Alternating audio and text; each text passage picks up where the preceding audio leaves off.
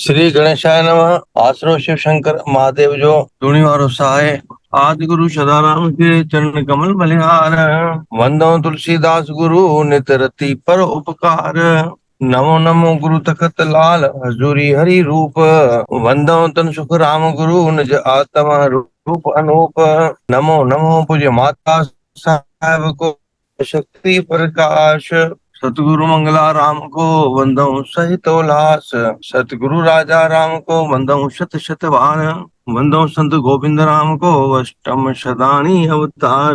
सदा सर्वदा सर्व गुरु मेहर करो महाराज। अरदास करो स्वीकार प्रभु तुम सर्व संतन सरताज। अरदास करो स्वीकार प्रभु तुम सर्व संतन सरताज। जय जय श्रीराम। श्रीमद् भगवत गीता अथ पंचदशोऽध्याय पुरुषोत्तम योग। श्री परमात्मने नमः। श्री भगवान उवाच ऊर्ध्वमूलमध शाखम् अश्वत्थम प्राहुरव्ययम् छन्दांसि यस्य पर्णानि यस्तवेद स वेदवित्।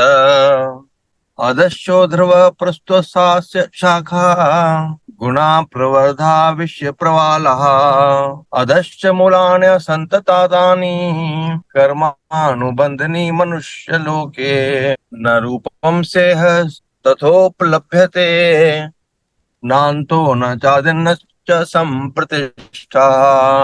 अश्वत्थमेनं सर्वैर्मूलः मसंग शस्त्रेण दृढनेन चित्वा। मसंग शस्त्रेण दृढेन चित्वा।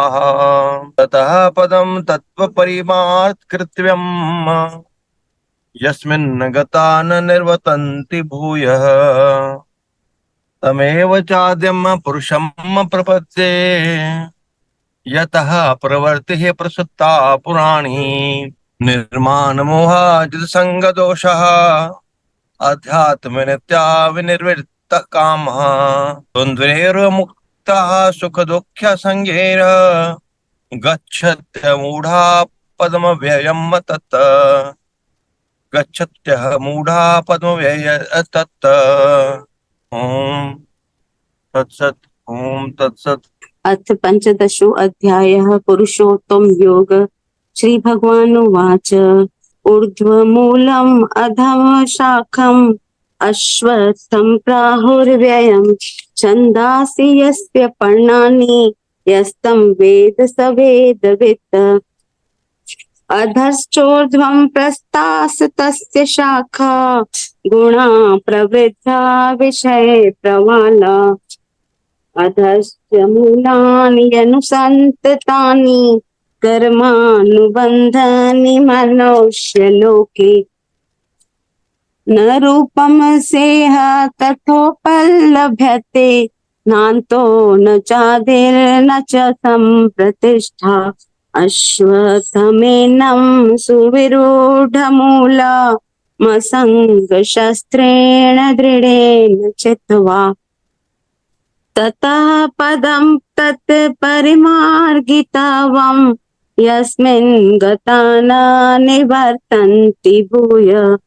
तमेव चाद्यं पुरुषं प्रपद्ये यतः प्रवृत्ति प्रसृता पुराणी। निर्माण मोहाजित संग दोषा अध्यात्म नित्या विनिवृत्त कामा। द्वन्द्वैर्विमुक्ता सुख दुःख संगे गच्छन्ति मूढा पदं व्यमतत्। गच्छन्ति मूढा पदं व्यमतत्। हरि ओम तत्सत्। हरि ओम तत्सत्। हरि ओम तत्सत्। जी प्यारी संगत जय सीताराम। 15 अध्याय जेको ॾाढो ई मुख्य अध्याय आहे। हिक 12 भक्ति ऐं ही 15 पुरुषोत्तम योग वारो। त हिते ईअं परंपरा है हिंदुस्तान में धर्म प्रेमियुनि में कि हू कोशिश करे 12 ऐं 15 यादि करे छॾींदा आहिनि। विद्वाननि खे प्रेमियुनि खे 12 ऐं 15 अक्सर यादि हूंदो आहे। त अचो त 15 अध्याय भगवान अर्जुन खे ज्ञान ॾींदे चवनि था पिया संसार में जगत में प्रकृति में जेको भी आहे उहो ॿिज मां उत्पन्न थींदो आहे। हाणे ॿिज मां उत्पन्न थींदो आहे यानी धरती खां मथे वेंदो आहे, पर जेके मुंहिंजे आत्मा आहे उहा मथों खां हेठि वेंदियूं आहे। मुंहिंजे सृष्टि पैदा करण जो वण उबतो आहे, उनजो मुख हेठि आहे, त मां पंहिंजे ॿिजनि खे, मां पंहिंजे फलनि खे हिन सृष्टि जे वाधारे जे लाइ हा न हेठि ॾींदो आहियां। ऐं पोइ जेके मूं मूल सां मिलणु चाहींदा नी, मूं मूल जी प्राप्ति करणु चाहींदा नी, उहे सदाईं मुंहिंजो ध्यानु कंदा नी, पंहिंजे मूल जो ई ध्यानु कंदा नी। त मूल जे ध्यानु जे लाइ आम माण्हुनि खे हेठां मथे वञणो पवंदो आहे। त उनजो असां उदाहरण ईअं ॾेई सघंदा आहियूं कि हिन इंसानी शरीर में न 7 चक्र हूंदा नी। हिकु हूंदो आहे मूलाधार, ॿियो हूंदो आहे स्वादिष्टांग, टियों मणिपुर, चौथों अनहद, पंजो विशुद्धि, छहों ज्ञान चक्र ऐं सतों सहस्त्रात्र चक्र। पाण जो मूल हेठि आहे, पाण मूल खां मथे परमात्मा ॾे वेंदा आहियूं ऐं परमात्मा मथों हेठि सॼी सृष्टि खे पैदा कंदो आहे। त पहिरें श्लोक जो इहो अर्थ आहे। ॿीजे श्लोक में छोजो ही सॼी प्रकृति ऐं पुरुष भॻवान ने पैदा कया नी, त सभु कुझु एतो उत्पन्न थींदो आहे पर मूल मथे आहे। ॿीजे श्लोक में जेको बि आवाज़ अचे थी? जी बाबा। करे छॾो, रस्ते में को लॻाए वरी कीअं खुली वियो। पर जेके माण्हू नी, आम माण्हू न, के विरले योगी जति मथे सहस्त्रार्थ ताईं यानी ज्ञान चक्र जे माध्यम सां परमात्मा सुञाणींदा नी। छोजो टिनि प्रकारनि जी गप में हर कोई फाथल आहे। साधना कंदे बि, संन्यास वठंदे बि, उदासी थींदे बि बंधननि खां छुटकारो विरले पाईंदा नी। छोजो को अहंता में यानी कोई पंहिंजे अहंकार में ज्ञान हूंदे हुए बि, कोई ममता में कंहिंजो परिवार सां, कंहिंजो कंचन में, कंहिंजो कामनी में, कंहिंजो कीर्ति में ऐं कंहिंजो तृष्णा में, खाधे पीते में। त इहे जेके शरीर सां बंधन या शरीर जूं क्रियाऊं आहिनि उहे ईअं जकड़े रखदियूं नी कि कोई विरले मथे उॾामी भरे सघंदो आहे। यानी मोक्ष परमात्मा प्राप्ति भक्तनि खे बि विरले मिलंदी आहे। ऐं वरी के अहिड़ा बि आहिनि संत महात्माऊं जेके संसार में गृहस्थ में रहंदे हुए बि निर्लेप हूंदा नी, के गप खां परे नी पर ॿियनि माया जाल में ॿधल नी, के संसार सागर में के गप में फाथल नी, तॾहिं बि कमल जे गुल वांगुरु खिलिया पिया आहिनि, टिड़नि था पिया, मथे आहिनि, हाणे फासे नथा। ऐं जेको भॻवान जो इहो वर्ण आहे जेको हेठि सृष्टि खे हलाए थो, मनुष्य खे पंहिंजे कर्मनि जे अनुसार जनम ॾिए थो पियो, उहो अगरि निस्वार्थ भक्ति सां पंहिंजा टई गुण वैराग छॾे करे, जेको 14 अध्याय में लगातार पाण पढ़ूं पिया कि सतो गुण, रजो गुण, तमो गुण, उन्हनि टिनिनि खां आजो थिए, छड़ो सतो गुण ताईं बि पहुची करे माण्हू मुक्त न थींदो आहे। आख़िरी बाल ते बि कोई हारजी वेंदो आहे, है न। एग्जाम्पल जीअं क्रिकेट जो अगरि ॾियूं त आख़िरी बाल ताईं पहुचते पहुचते बि कोई हारजी वेंदो आहे। त ओड़ो चाहे सतो गुणी बि हुजे पर तॾहिं बि उन खे परमात्मा जो पल्लू ऐं संसार जो त्याग, हिननि ॿिन्हिनि पल्लू पकड़णो आहे ऐं हेॾो संसार खे छॾणो आहे। त भॻवान इहो बि ज्ञान ॾिनि था पिया कि तंहिं करे सचे सां गॾु पको बि थियणो आहे, पूर्ण बि थियणो आहे। ऐं जीअं पाण नाम जपींदा आहियूं त जिते तिलक लॻाईंदा आहियूं ओसिताईं पहुचंदा आहियूं, विरले पहुचंदा नी, साधना कंदा नी, सिमरन कंदा नी, पर उनखां मथे न पहुची सघंदा नी जिते असांजा प्राण आहिनि। त 99% माण्हुनि जा प्राण हेठों निकिरंदा नी, कंहिं विरले जा प्राण मथो वेंदा नी।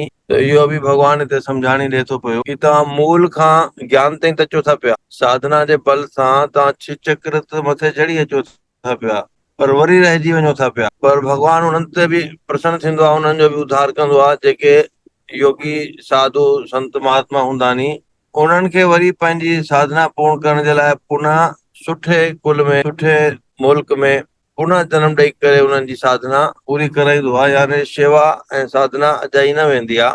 त इन जी बि व्याख्या में अचे थी पई। ऐं जंहिंजो मान अहंता, ममता, कामता इहे टई जंहिं महिल नाश थी वञनि था पिया त उहो विरक्त थी थो वञे पियो, उनजी आसक्ति, उनजो स्वार्थ जानो कानो छॾिजी वञे थो पियो, उहो शुद्ध थी वञे थो, खरो थी वञे थो ऐं मुंहिंजे स्वरूप में नित्य रमजी वञे थो पियो। मूंखे मुंहिंजे दर्शन जे बिना, मुंहिंजे दर्श जे बिना, मुंहिंजे नाम जे बिना ॿियो कुझु बि न वणंदो आहे। त सुखनि दुखनि जे द्वंदनि खां ॿाहिरि निकिरी वेंदो आहे, मान अपमान जे पार पइजी वेंदो आहे। उन्ही अविनाशी खे, उन्ही समर्पित भक्त खे शीघ्र मुंहिंजी प्राप्ति थींदी आहे। त प्यारी संगत, इहो ई संक्षिप्त अर्थ सां करे सघंदा आहियूं कि भगवान सभिनी खे जीवन ॾींदो आहे, कृपालु आहे, मौका ॾींदो आहे, अवसर ॾींदो आहे कि अचो मनुष्य जी बणिजी करे मां थी वञो, इंसान जी योनी वठी करे देवता थी वञो, मुंहिंजो भजन करे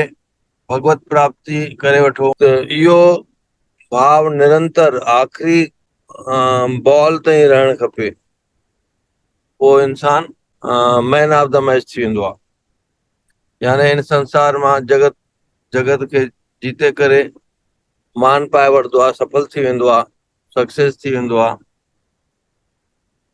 त 15हों अध्याय ॾाढो ई गहरे ज्ञान वारो आहे, जंहिंमें पाण वटि सुभाणे अॻिते वधंदासीं। बाबा चरण वंदना बाबा। जय सीताराम। जय जय सदाराम बाबा। हाँ जिज्ञासु माई जल्दी चओ। बाबा एॾी मन में हुई प्यास, बसि जीअं शबरी खे मन में हिकिड़ी प्यास हुई न बाबा, मूंखे बि उहा ई जागी।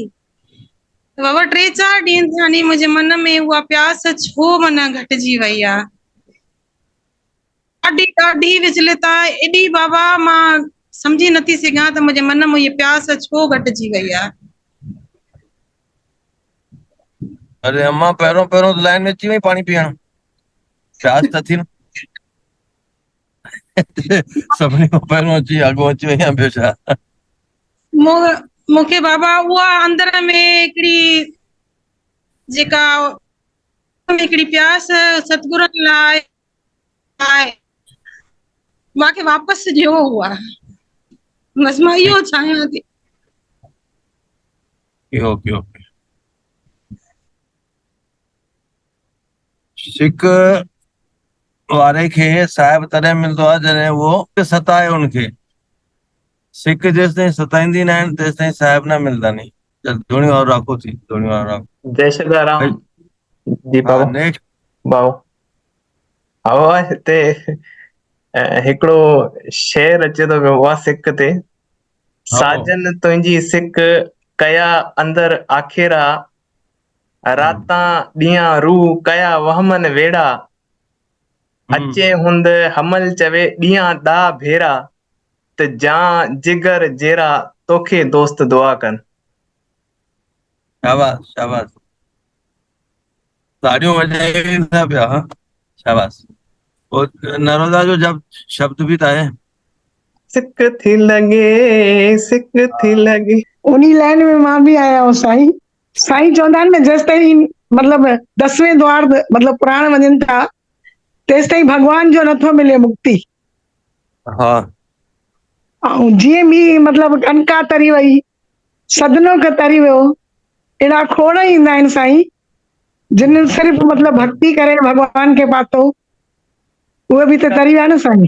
हा त उहो ई असां चयोसीं न, साधना जो जेको बल हूंदो आहे न उहो हेठों खां मथे हलंदो आहे ऐं उनखे कायम दायम रखणु खपे। 10म द्वार उहो ई आहे, 9 द्वार हर शरीर धारी में गणबानी, उहो पंहिंजे व्याख्या में ॿुधायो बि आहे हुनमें। 10म द्वार इहो ई आहे पंहिंजो सहस्त्रार्थ, मस्तक जो मथों ब्रह्म हे ब्रह्म ब्रह्म। माता हिंगलाज देवी जो हे ब्रह्म कप किरियो आहे हुते हिंगलाज माता में, ठीकु आहे। मथों जो कप इनखे चवंदा नी सहस्त्रार्थ। साईं जंहिंजा अखियुनि मां प्राण निकिरी वञनि उहो अधु कोई गणबो आहे। 3 लोक नी, हिकु इहो धरती, ॿियो मध्य लोक, टियों मथे उच्च लोक। अधोगति में वरी ॿियूं जोड़ियूं मिलदियूं नी, पशु पक्षी कीट पतंग। ओम सर्वे भवन्तु सुखिना सर्वे सन्तु निरामया सर्वे भद्राणि पश्यन्तु मा कश्चित् भाग् भवेत्। ओम पूर्णमद पूर्णमिदं पूर्णात् पूर्णमुदच्यते पूर्णस्य पूर्णमादाय पूर्णमेवावशिष्यते। सतगुरु साईं सदाराम साहिब तूं हिकिड़ो वर्जक आहे, पेई अचनि जेके दर ते तनखे खाली कीन मोटाए, पंहिंजी महिर मया सां साईं जित कित सुख वर्त आय, स्वालनि खे सरचाय, सतगुरु वर्ज थो ही दास करे।